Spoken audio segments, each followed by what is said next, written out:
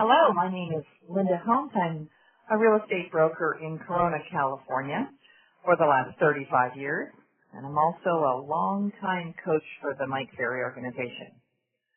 So I'm here today to talk to you about closing skills. But before we get started on how to be a good closer, let's look at some examples of when we've been closed for a sale in our lives. So I'm a buyer.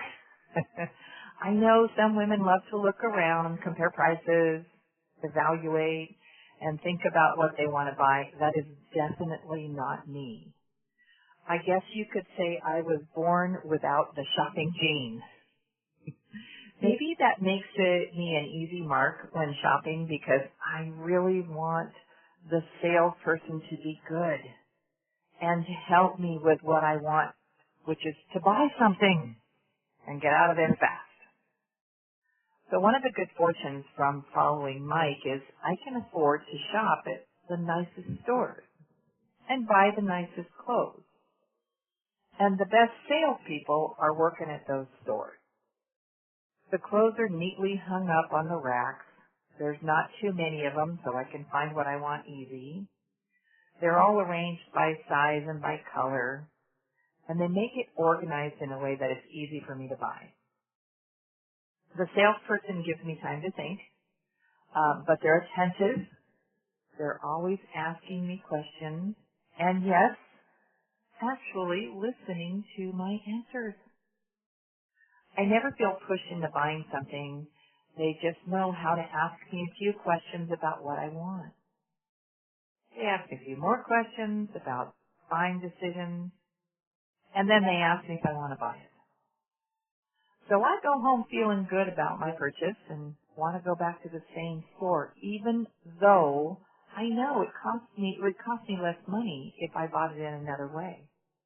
But the entire experience is very pleasant. So I guess when buying clothes, just like signing a listing contract, the close for the sale is a natural ending of a great presentation. Interesting, isn't it?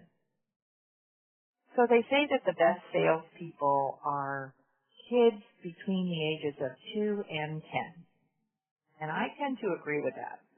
My 6-year-old grandson is a master at closing me. So he might have a edge because he grew up with salespeople and he knows how to ask questions. So Grandma, come here. I have a question for you. Grandma, do you like to play games on your phone? Which game do you want to play with me with? Do you want to play Fight the Dragons? Or do you want to draw, Grandma? Or do you want to drive cars?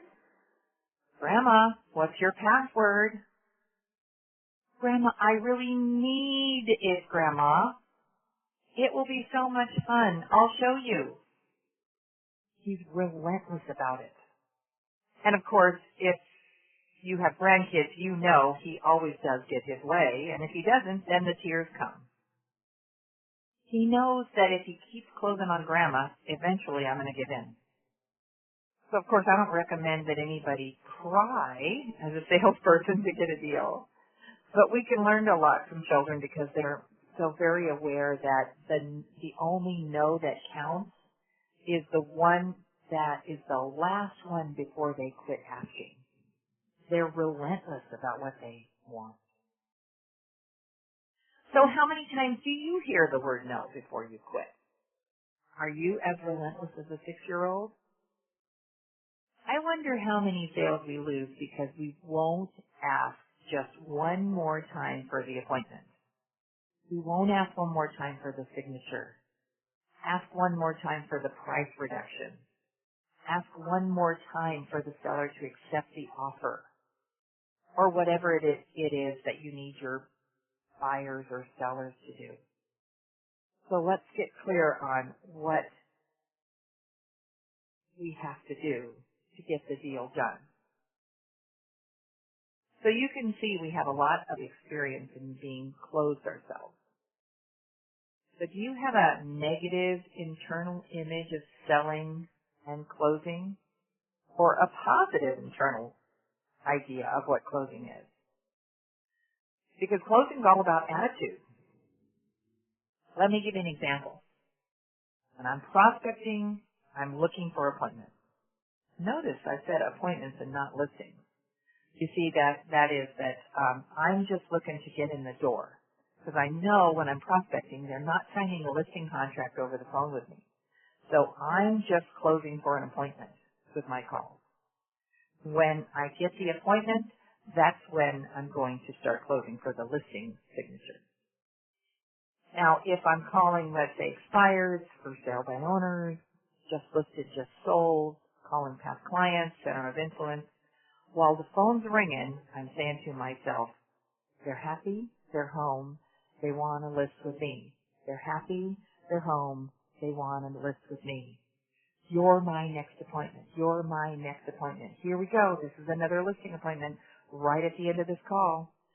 When they pick up, I'm energetic. I'm enthusiastic. I learned that energy and enthusiasm is what sells. It isn't always easy being enthusiastic and excited on every call, but it's my job.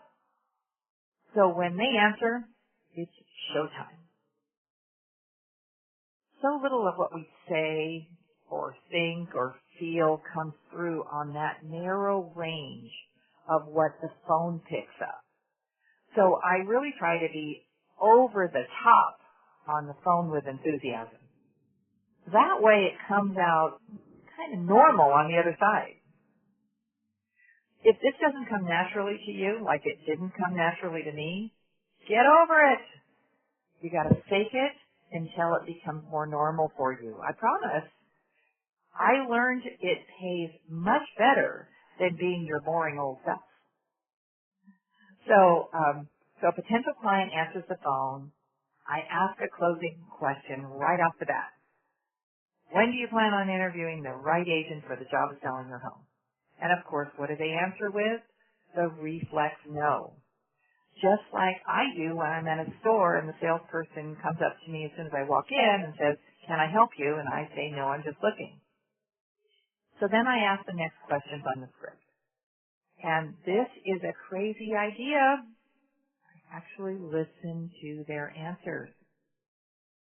Ask a few more questions. Ask for the appointment. Get told no again. Ask a few more questions. Listen to their answers. And respond again and ask again for the appointment. And so until either I decide to not work with them, usually because I can tell that they maybe have a little bit of a lack of motivation, or they hang up. See, I assume that they're going to set an appointment with me on every single call. I've got to close them 3, 4, 5 times every call. Studies show that at least 80% of the sales are made after the 5th close, and I totally believe that. So the kind of urgency when prospecting, to create that, we've got to be energetic and enthusiastic, and we've got to have a great attitude.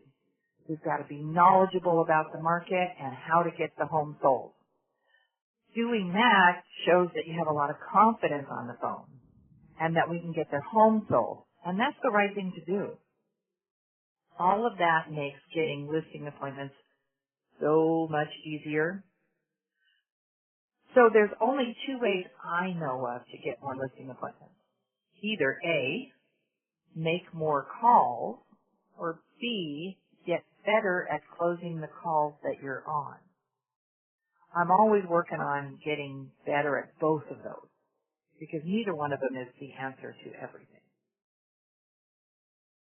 So going on listing appointments, where you have to earn the listing appointment before you walk in, you start with more confidence. You start being the best salesperson you can be right when you walk in the door.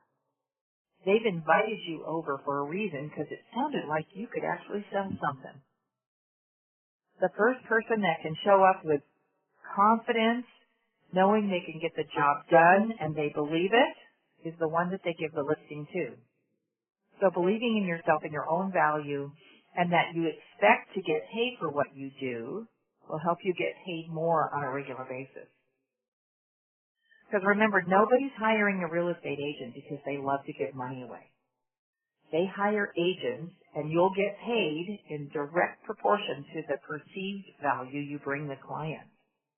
Closing them for an appointment, closing them for a signature, closing them for a price is how you show your value as a salesperson. I love it when clients say to me, Linda, we know a lot of people with real estate licenses, but you are one of the few professional real estate salespeople in the business, and that's why we use you. It's the closing skills that make that happen. So what is closing? Natural ending to a great presentation. Okay, what's a presentation?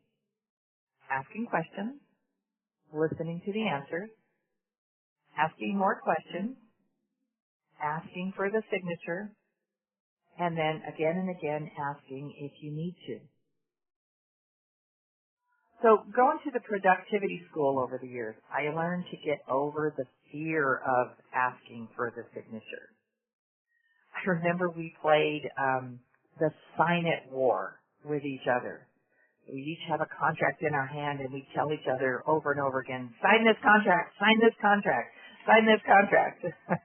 It was fun. I mean, nothing you would ever do with a client, but it was fun, and I got over the fear of saying, sign here.